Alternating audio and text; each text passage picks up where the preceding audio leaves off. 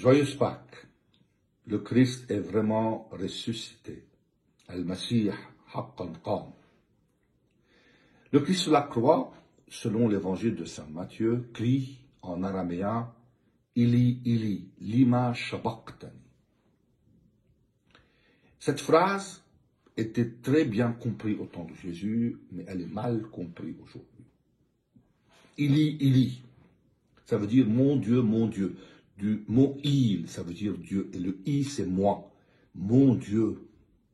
Donc Jésus était en train de parler à son Père, mais ceux qui étaient autour de Jésus, ceux qui ricanaient, qui blasphémaient, qui crachaient sur lui, qui lui disaient, si tu es le Fils de Dieu, descends de la croix, ceux-là ont compris qu'il parlait au prophète Élie, alors qu'il parlait à son Père.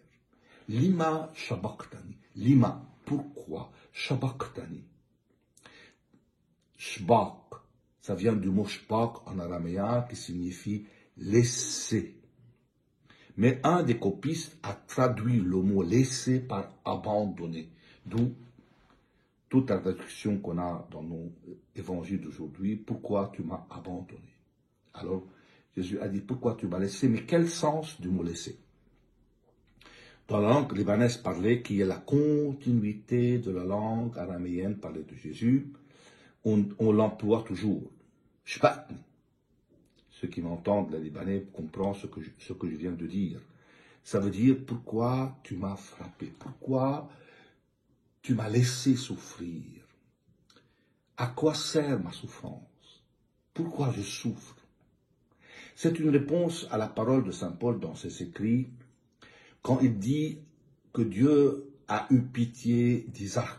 Il a dit à Abraham, son père, ne tue pas ton fils, j'ai pitié de lui. Mais il n'a pas eu pitié de son propre fils, il l'a livré à la mort pour nous. Donc Jésus lui dit, mais pourquoi, ô Père, ô mon Père, pourquoi tu n'as pas eu pitié de moi? Pourquoi tu as accepté que je souffre sur la croix? La réponse à cette question vient du verbe shbaq lui-même, puisque le mot shbaq, ça veut dire pardonner aussi en araméen. Shbuk lan hawbain wahtohain. Shbaq, c'est la traduction araméenne de notre Père en français. Shbaq, laisser, veut dire laisser. Voilà, je porte quelque chose en main, je le laisse. Je ne le regarde plus. Il n'est plus important. C'est ce qu'on dit toujours dans la messe latine de chaque jour. Ne regarde pas nos péchés, mais la foi de ton Église. Et même dans la liturgie maronite et la liturgie syriaque et toute la liturgie orientale, même grecque, on le dit souvent. Ne regarde pas nos péchés. C'est le sens du mot pardonner. Donc, Jésus sur la croix en disant au Père, pourquoi tu me laisses souffrir? En même temps, il donne le sens à ses souffrances pour le pardon des péchés.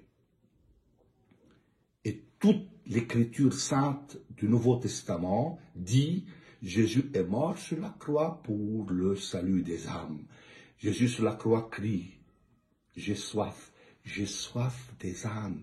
Il veut sauver les âmes. Dieu le Père a confié toutes les âmes au Christ, car il dit, Jésus, dans son évangile, Dieu m'a confié tous ceux qui aiment mon Père. Et qui aime le Père? Il aime toute l'humanité. Donc Jésus est sauveur de toutes les âmes de l'humanité. Sur la croix, agneau de Dieu qui enlève le péché du monde. Tous les saints l'ont compris, surtout saint Rafka et saint Charbel. Quand le diable arrive à faire tomber une âme, il l'arrache à l'amour de Dieu, ça fait souffrir le cœur de Dieu, ça fait souffrir le cœur de Jésus. Jésus est venu sauver toutes les âmes, il est sauveur du monde.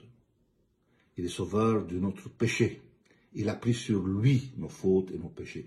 Et le Christ a triomphé aussi de la mort, puisque il n'a pas seulement sauvé les âmes des vivants, mais les âmes des défunts. Il est descendu aux enfers et il a amené toutes les âmes vers Dieu, vers son Père. Et même il est sauveur de l'humanité à venir. Sur la croix, il y a une seule personne qui a compris ce que Jésus vivait sur la croix. c'est Marie, sa maman. Elle a entendu Jésus dire qu'il va souffrir sur la croix et que le troisième jour, il va ressusciter. Elle comprenait ce que Jésus faisait.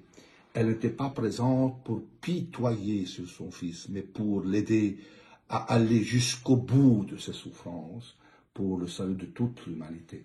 Voilà pourquoi le pape Jean-Paul II a dit que Marie est co-rédemptrice.